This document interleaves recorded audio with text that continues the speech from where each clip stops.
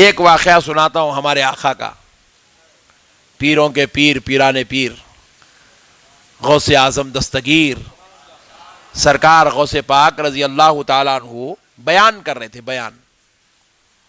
بیان کرتے کرتے کیا ہوا، پیچھے سے ایک شخص آیا، دوران بیان پیچھے سے ایک شخص آیا، آ کے کہنے لگا حضور وہ جو آپ کا مال آ رہا تھا جس کشتی میں، وہ کشتی ڈوب گئی، سمندر میں ڈوب گئی، جس میں آپ کا پیسہ تھا، روپیہ تھا، دینار تھے، اشرفیاں تھے، ڈوب گئی۔ تو سرکار غوث پاک نے جیسے ہی سنا، دوران بیان گفتگو یہ کان میں آپ کے مرید خاص نے ڈال دی، آپ جیسے ہی سنے قلب کی طرف متوجہ، ویسا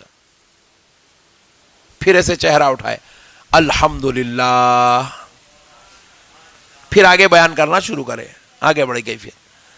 پھر اس کے بعد تھوڑی دیر بعد پھر آیا وہ شخص، وہی شخص آیا، آگے پھر کہنے لگا حضور وہ جو مال تھا کشتی میں، وہ کسی اور کی کشتی تھی، آپ کی کشتی مال والی سلامت آ رہی ہے۔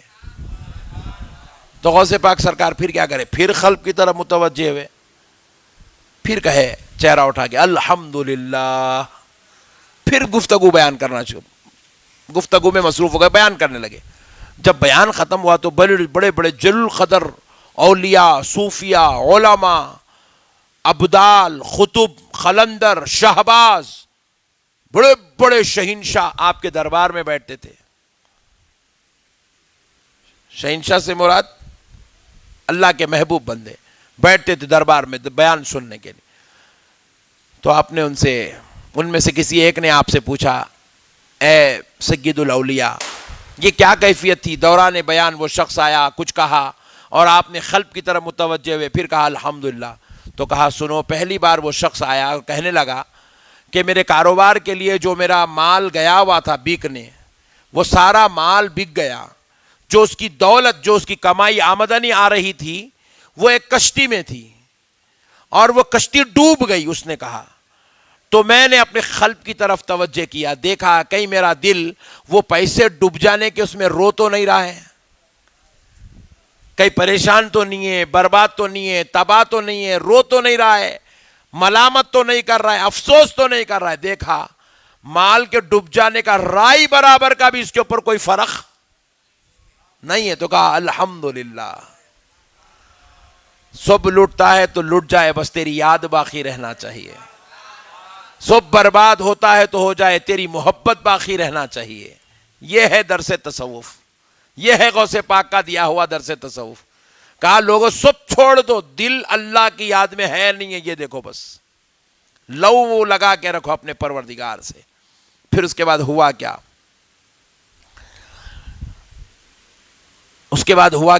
پھر وہ شخص چلا گیا، دوبارہ آیا، آ کر کہنے لگا حضرت وہ جو کشتی ڈوب گئی، جہاز ڈوب گیا، وہ آپ کا نہیں تھا، وہ کسی اور کا تھا، آپ کا جہاز سلامتی سے آ رہا ہے۔ تو پھر میں دیکھا ڈوبنے کا غم تو نہیں تھا، پیسوں کے آنے کا خوشی ہے کیا؟ پھر اپنے قلب کی طرف متوجہ ہوا، دیکھا غم میں تو نہیں تھا کہ خوشی میں مچل رہا کیا؟